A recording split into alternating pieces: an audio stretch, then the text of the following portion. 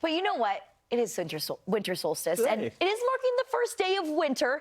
We've already had major winter storms from coast to coast, but not all winter storms are created alike, Michael. No, they're not. Winter storms, they come in a ton of different forms, as you know, so let's break down the different types. We have blizzards, as you know, 35-mile-per-hour winds. This is literally the criteria that you need to establish blizzard thresholds. Visibility is less than a quarter of a mile, and it has to be sustained for at least a 3-hour period. We typically see this in the northern tier of the country, what we call Blizzard Alley. So the Dakotas, very familiar with this. We actually saw blizzard conditions last week. And you know, we're both from Michigan, so we've had our fair share of blizzards, and it can be really scary, and it can happen very, very quickly, and if you need to be on high alert. So trying to drive through any kind of blizzard, bad idea. So we have a lot of winter left. Just keep this in mind as we continue throughout the next few months for a lot of folks.